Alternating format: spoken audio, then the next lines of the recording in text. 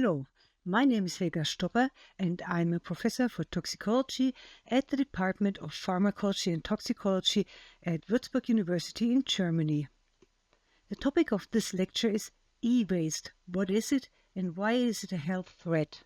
Electronic waste, or e-waste, refers to discarded electronic devices such as computers, smartphones, televisions, and household appliances that have reached the end of their useful life or become obsolete.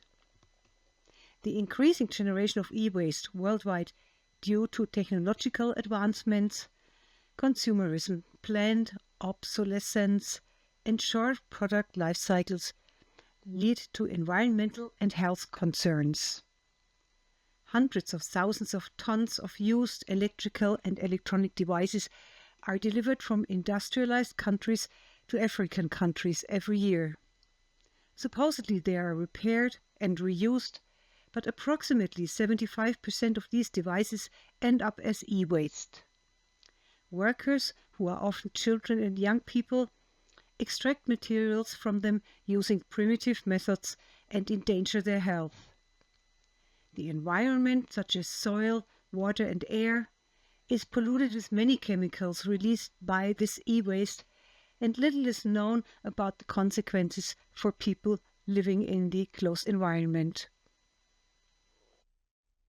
This photograph shows one of the world's largest e-waste dump sites, and a 12-year-old saying, "Whenever possible, I go to school." But instead, most of the time, he works on this dump site and burns e-waste with his friends. Please pause here and read about e-waste before you watch the rest of the presentation. I would like you to plan about 1 hour for this task. And I have listed some sources where you can find information. Can you list some of the chemical pollutants released by e-waste, and can you gather information on their toxicity? E-waste really damages the health of people in the global south. For example, a child who eats just one egg from a chicken from one of the big e-waste sites in Ghana will consume 220 times the EU daily limit for chlorinated dioxins. Only 17% of e-waste ends up in good standard recycling plants. The rest is disposed of illegally, mostly in poorer countries. More than 1,000 pollutants can be released, including metals, flame retardants, and polycyclic aromatic hydrocarbons. Consequences include impaired lung and thyroid function and an increased risk of chronic diseases such as cancer and cardiovascular disease. So there are a lot of hazardous substances in e-waste, and I would like to list some examples on this and the following slides. Metals. Lead can be released. It is used in soldering, cathode ray tubes, and circuit boards. Exposure to lead can cause neurotoxicity, developmental delays, and reproductive effects. It can also contaminate soil and water. Mercury can be released. Mercury is found in fluorescent lamps, batteries, and switches. Exposure can lead to neurological disorders, kidney damage, and cardiovascular effects. Mercury bioaccumulates in the food chain. And then there's cadmium. Cadmium is present in rechargeable batteries and semiconductors. Exposure can cause kidney damage, bone demineralization, and carcinogenic effects. It is highly persistent in the environment and can accumulate in soil, water, and in plants. Arsenic. Arsenic is found in certain electronic components, such as semiconductors and circuit boards. Exposure can lead to various health effects, including skin lesions, cardiovascular diseases, and cancers of the skin, lungs, and bladder. Other metals, such as copper, aluminium, nickel, or zinc, are also present in various electronic components and wiring. While they are not as toxic as some of the other substances, they can also contaminate the environment and present risks to human health. Flame retardants are very commonly released from e-waste. For example, they are polybrominated diphenyl ethers, which are used in plastic circuit boards and casings. Exposure can disrupt thyroid function, impair neurodevelopment, and pose reproductive and carcinogenic risks. PBDEs are persistent organic pollutants that can bioaccumulate in organisms. Then there are also brominated flame retardants, as some of them are commonly used in electronic products to reduce flammability. They have been linked to endocrine disruption, developmental toxicity, and other adverse health effects in humans and wildlife. And then there's a number of other hazardous substances, for example polychlorinated biphenyls, PCBs. They're found in older electronic devices. PCBs are persistent organic pollutants which are associated with neurotoxicity, immunotoxicity, and endocrine disruption. PCBs are highly resistant to degradation and can persist in the environment for decades. Then there are phthalates, used as plasticizers in electronic cables, casing, and components. Their exposure can disrupt hormone signaling, reproductive function, and fetal development.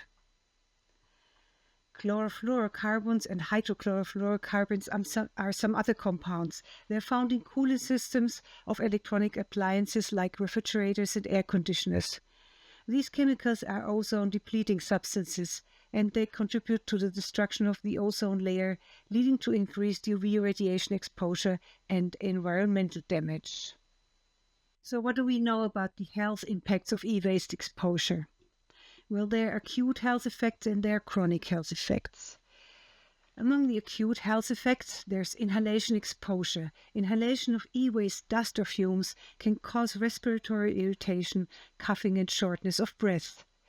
The dermal exposure, contact with contaminated surfaces or skin contact with hazardous substances, can lead to skin irritation and chemical burns.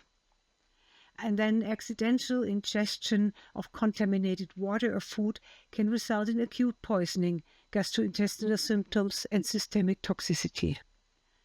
But then there's also the chronic health effects. For example, neurological disorders.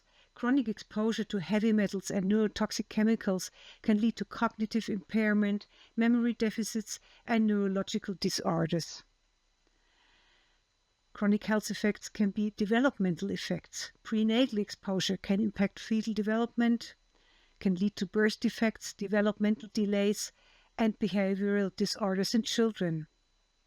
And last but not least, there's carcinogenicity. Certain chemicals in e-waste, such as lead, cadmium, and PCBs, are classified as carcinogens and have been linked to increased cancer risks, including lung cancer, liver cancer, and leukemia. In addition to the immediate health effect for humans, there are also environmental impacts of e-waste. For example, soil pollution.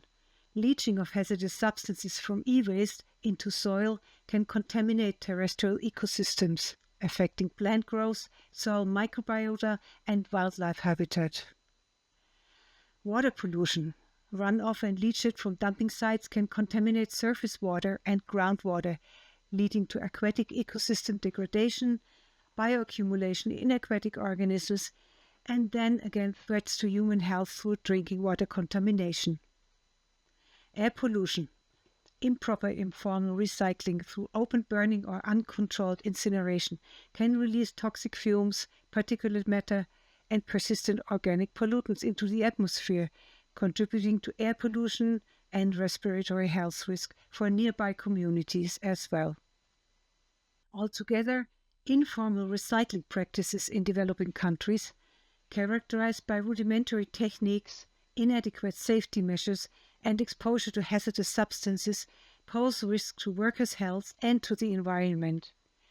Illegal or unregulated transboundary movement of waste from developed to developing countries exacerbates environmental pollution and health disparities while perpetuating environmental injustice and exploitation. Now the question is, what can we do about this? And I would like to present this as a second task.